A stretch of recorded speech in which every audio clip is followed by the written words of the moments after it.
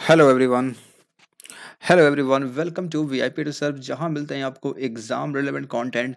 और आज SBI PO का प्रीलिम्स एग्जाम्स स्टार्ट हुआ है 17 ऑफ दिसंबर से। तो आज मैं लेके आया आप सभी के लिए self given exam analysis, exam का रिव्यू, बिल्कुल एग्ज़ाम कैसा हुआ, हर एक चीज़ के बारे में जानेंगे। मेरा पेपर था सेकेंड शिफ्ट में, यानी कि 3:30 जो रिपोर्टिंग टाइम होती है, 30 PM रिपोर्टिंग टाइम, वो शिफ्ट मेरा था। यानी कि आप कह सकते हैं सेकंड शिफ्ट था। सेकंड शिफ्ट का मैं एग्जैक्ट बताऊंगा आपको कैसे-कैसे क्वेश्चंस आए थे, और क्या ये टफेस्ट शिफ्ट थी, और गुड अटेम्प्ट क्या होने चाहिए, वो सब चीज़ जानेंगे यहाँ पे हम लोग।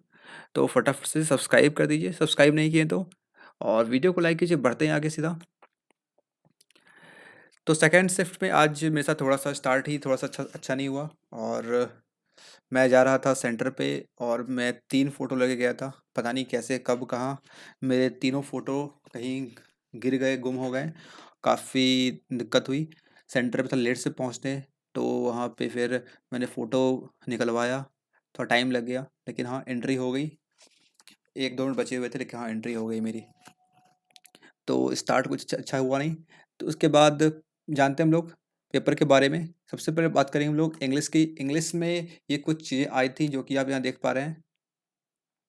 रीडिंग कॉम्प्रिहेंशन से 7 क्वेश्चंस थे, और 7 क्वेश्चंस के, हाँ 7 क्वेश्चंस थे इसमें। रीडिंग कॉम्प्रिहेंशन जिसमें पेट के बारे में दिया गया था, और पेट को परचेज करना या फिर ऑनलाइन शॉपिंग वगैरह, एआई से रिलेटेड कुछ कुछ बातें दी गई थी। पेट से रिलेटेड चीज़ें वहाँ दी गई थी। और इससे 7 क्वेश्चन थे, जिसमें 2-3 आपके वहाँ पे पूछे गए थे। क्या उसे बोलते हैं वो कैब। एक था आपका मिल्किंग वर्ड दिया गया था, इसका बताना था, सेम मीनिंग या कुछ था सही। और एक था इन एसेंस, इन एसेंस का बताना था, जो कि पैराग्राफ में, जो कि पैसेज में यूज किया गया था, उसका यहाँ पे इसे कौन सा वर्ड रिप्लेस कर सकता है, ठीक है। और एक वर्ड था sharp, SHARP, sharp decline, sharp incline, इस तरीके से कुछ वर्ड यूज किया गया था। उसका आपको बताना था यहाँ पे कौन सा वर्ड इसे रिप्लेस कर सकता है। तो ये कुछ 3 वर्ड यहाँ पे थे, और बाकी 4 क्वेश्चंस आपके पैसे से पूछे गए थे। क्वेश्चंस अगर देखें तो आपके कुछ ऐसे क्वेश्चन से which are the following is true, मतलब 4-5 जो आपके ऑप्शंस दिए गए थे, बताना था कि कौन से में से सही है। इस तरह के क्वेश्चन पूछे गए थे। नेक्स्ट पैराजंबल थे। पैराजंबल सेंटेंस काफ़ी छोटे-छोटे थे, लेकिन हाँ उसमें आपको अरेंज करना थोड़ा सा ट्रिकी हो रहा था, लेकिन आप आराम से कर सकते हैं, ऐसा कुछ खास था नहीं इसमें। नेक्स्ट सेंटेंस इम्प्रूवमेंट के यहाँ पे 5 क्वेश्चंस के आसपास देखने को मिले थे। सेंटेंस इम्प्रूवमेंट मीन्स व्हाट, जहाँ पे एक सेंटेंस दिया गया होता है जिसमें किसी एक पार्ट को कर दिया जाता बोल्ड, और उसे फिर आपको रिप्लेस करना होता with the help of options. वो यहाँ पे 5 क्वेश्चन दिए गए थे, जो भी काफ़ी आसान थे, मतलब नॉट काफ़ी आसान नहीं, हाँ ठीक थे, मतलब करने लायक थे, आराम से हो रहे थे। नेक्स्ट फाइंड करेक्ट सेंटेंस, मतलब यहाँ पे आपको ऑप्शंस के फॉर्म में सेंटेंस दिए गए होते हैं। Option number A sentence, option number B sentence, option C sentence, option D sentence, and option E all are correct या ऑल आर इनकरेक्ट, ऐसे कुछ करके। तो आपको यहाँ से 4 सेंटेंस को पढ़ना था, और फिर बताना था कि इसमें से कौन सा सेंटेंस सही है। इस तरह के 5 क्वेश्चन थे, और यहाँ पे था क्या कि मतलब एक लाइन से पाँचों क्वेश्चन नहीं थे। 2 क्वेश्चन एक बार में आए, फिर 1 क्वेश्चन आए 3, फिर 2 क्वेश्चन लास्ट में आए। इस तरीके से इनको मतलब जंबल टाइप किया गया था। Next double fillers. Double fillers sentence काफ़ी छोटे थे, उसमें 2 जगह ब्लैंक दिया गया था, और वर्ड को फिल करना था। वो भी मतलब मुझसे आराम से हो गए, कोई दिक्कत नहीं आई वहाँ पे। और लास्ट में 3 क्वेश्चन थे वर्ड यूजेस से, मतलब जहाँ पे आपको एक वर्ड दिया गया होता है, जिसमें से एक वर्ड था प्लांट, जो मुझे याद आ रहा है। एक वर्ड था प्लांट, और फिर वहाँ पे 3 सेंटेंस फॉर्म किए गए थे। बताना था कि इसमें से कौन से सेंटेंस में प्लांट वर्ड का सही यूज किया गया है, जिसमें से आई थिंक ए और बी सही था, सी गलत था। एक में बात कर रहा था, एक सेंटेंस में किसी गैस प्लांट की बात कर रहा था, और एक सेंटेंस में प्लांटेशन की बात कर रहा था, और थर्ड में कुछ अलग चीज़ की बात कर रहा था, जहाँ पे प्लांट वर्ड का यूज सही नहीं था। तो ये था पूरा इंग्लिश का। इंग्लिश में कैसे कैसे क्वेश्चंस आए थे। और यहाँ पे इंग्लिश सेशन में मेरे साथ क्या हुआ, पता नहीं क्यों ऐसा कैसा क्या हुआ, कि मतलब स्टार्टिंग में थोड़ा सा I think I was slow, और फिर धीरे-धीरे क्वेश्चन कंप्लीट हुआ। लास्ट में मेरे पास था पैराजंबल, जैसे मैं हमेशा करता हूँ, लेकिन उसमें मेरे पास सिर्फ बचे थे 1 मिनट, और इसमें मैंने इसे कंप्लीट किया। आई एम नॉट श्योर कि मेरा सही है या गलत है, लेकिन हाँ, हो भी सकता है। आप लोगों का क्या आंसर आया था पैराजंबल का, हालांकि मुझे खुद से कुछ याद नहीं है, आप बता सकते हैं लिख करके कमेंट बॉक्स में। ठीक है, और कुछ अगर रहा हो, अगर आपके माइंड में कुछ है तो आप सिंपल कमेंट बॉक्स में लिख के बता दें कि हाँ, ये कुछ जो 2 वर्ड आपको यहाँ पे देखने को मिल रहे हैं, 2 वर्ड कौन कौन से थे, आप उसे लिख सकते हैं। ठीक है, और आपने भी कमेंट जरूर बताइएगा आपका अटेम्प्ट कैसा रहा।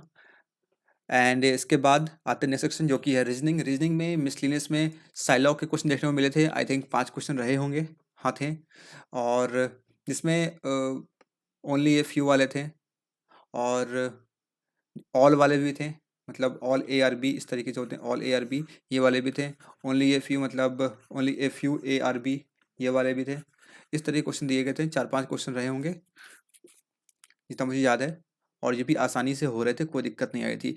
ब्लड रिलेशन के क्वेश्चन काफ़ी मतलब कह सकते हैं अच्छा क्वेश्चन दिया गया था, जिसमें आई थिंक 3 से 4 क्वेश्चन रहे होंगे, जिसमें काफ़ी अच्छा फॉर्मेशन हो रहा था, और इसमें थोड़ा टाइम लगा था मुझे करने में, पता नहीं क्यों लगा टाइम, हो सकता है आप लोगों ने पहले कर लिया हो मे बी, लेकिन मुझे टाइम लग रहा था।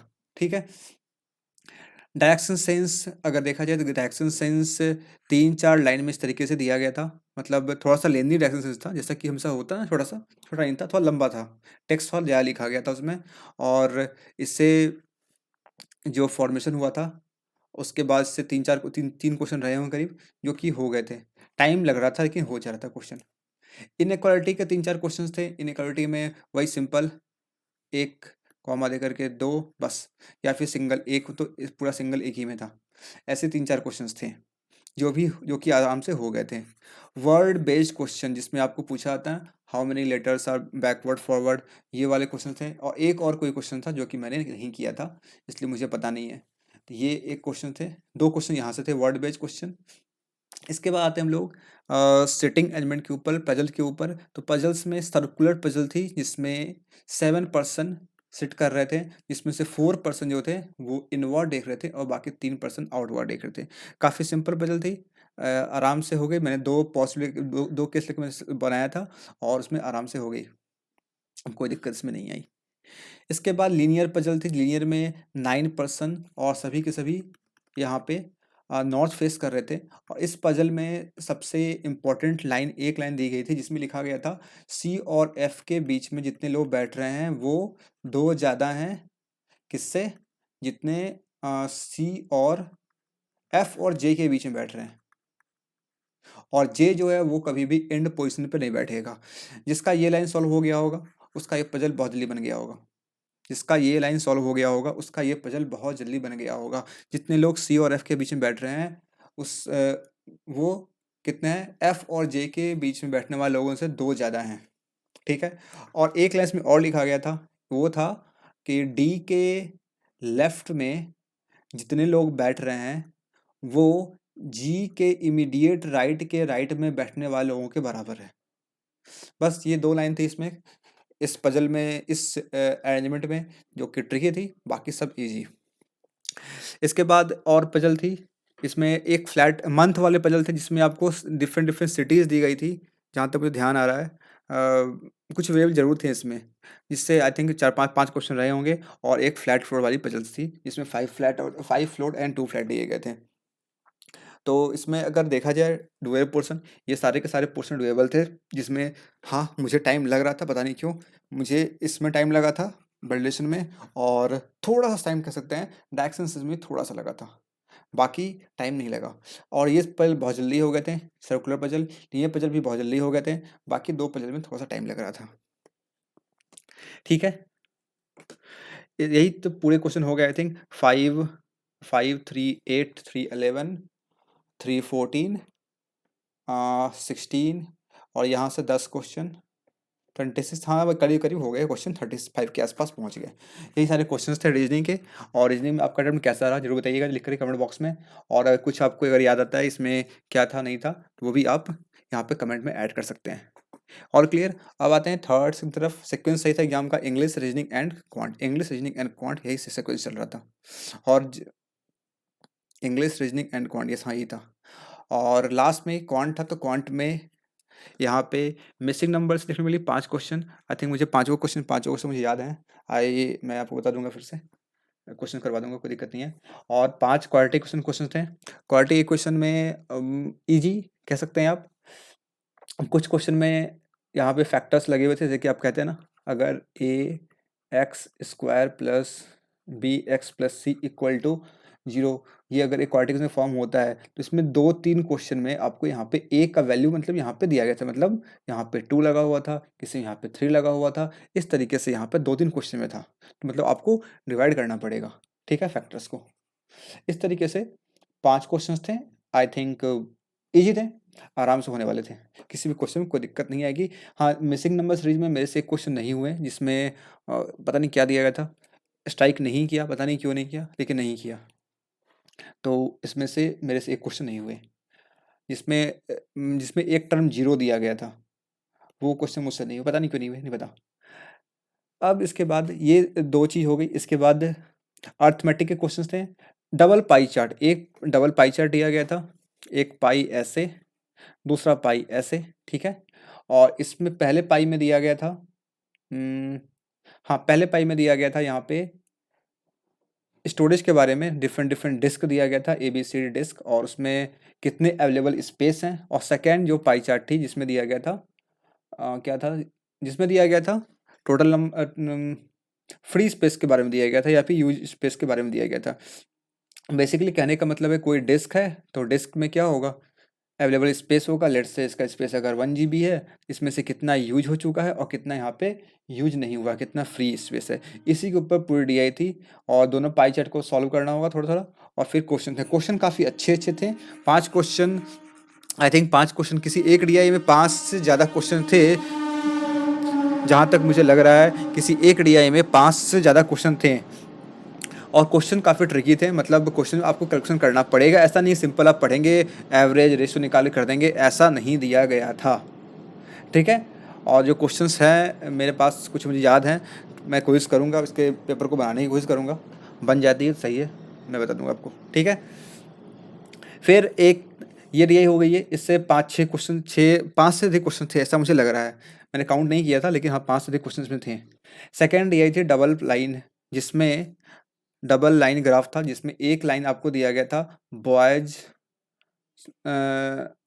एवरेज नंबर ऑफ स्टूडेंट्स, मतलब बॉयज प्लस गर्ल्स का आपको एवरेज दिया गया था, और सेकेंड लाइन में आपको दिया गया था नंबर ऑफ बॉयज, मतलब आपको यहाँ से जो भी एवरेज दिया गया उसको डबल करना था, डबल करेंगे आपको क्या आ जाएगा, आपको मिल जाएगा बॉयज प्लस गर्ल्स का वैल्यू, और फिर आपको यहाँ पे सेकेंड लाइन में आपको बॉयज़ का नंबर दिया गया था, दोनों को माइनस करेंगे आपको मिल जाएगा गर्ल्स का वैल्यू। उसके बाद क्वेश्चंस थे, क्वेश्चन वाज नॉट इजी, जिससे क्वेश्चन होते हैं बिल्कुल इजी क्वेश्चन नहीं थे, क्वेश्चंस में यहाँ पे आपको कैलकुलेशन करना पड़ रहा था, हर एक क्वेश्चन में कुछ ना कुछ ऐसा था। आप कह सकते हैं 5 क्वेश्चन अगर रहे होंगे उसमें एक क्वेश्चन या 2 क्वेश्चन, एक क्वेश्चन ईजी थे, बाकी क्वेश्चन आपको टाइम देना पड़ रहा था। तो ये हो गया सेकेंड DI, और इसके अलावा और कोई कैसलेट DI नहीं थी। फर्स्ट शिफ्ट में आई थी कैसलेट DI, इस शिफ्ट में कैसलेट नहीं थी। इस शिफ्ट में आपको बाकी जो क्वेश्चंस थे वो सारे के सारे अर्थमेटिक क्वेश्चन थे। आप कह सकते हैं 13 to 14 क्वेश्चन रहे होंगे अर्थमेटिक के, और 6-7 क्वेश्चन रहे होंगे इस DI से, ठीक है।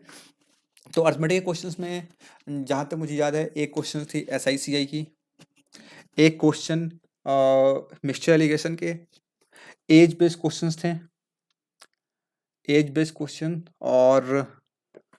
और हाँ, एक नंबर बेस्ड क्वेश्चन जो होता है ना, A is a even number and 5 continuous even number, इस तरह क्वेश्चंस एक दिए गए थे, और और भी काफ़ी क्वेश्चंस थे, मुझे एग्जैक्ट अभी याद नहीं आ रहे हैं, लेकिन हाँ क्वेश्चंस थे। तो इस तरीके से पेपर बन के आया था क्वांट का। तो क्वांट में ये कुछ चीज़ें थी जो कि आप आराम से कर सकते थे। हाँ, अगर आपको प्रैक्टिस किए पहले से अच्छे तरीके से इन सब DI को सॉल्व करने की, जहाँ पे आपको थोड़ा-सा लंबे-लंबे क्वेश्चंस आते हैं, कैलकुलेशन करना पड़ता है, आप आराम से कर पाए होंगे। और अर्थमेटिक क्वेश्चंस आराम से होने वाले थे, कोई ऐसा क्वेश्चन नहीं था जो कि 1-2 क्वेश्चन को छोड़ करके, आई थिंक 2-3 क्वेश्चन ऐसे जिनको छोड़ करके बाकी क्वेश्चंस काफ़ी आसान थे। टाइम एंड वर्क का भी क्वेश्चन देखने को मिला था वहाँ पे। तो यही थी पूरे क्वांट का सेट। अगर आपको कुछ याद है तो आप बिल्कुल कमेंट बॉक्स में लिखवा सकते हैं, और आपका अटेम्प्ट कैसे रहे क्वांट में वही मुझे बताएँगे।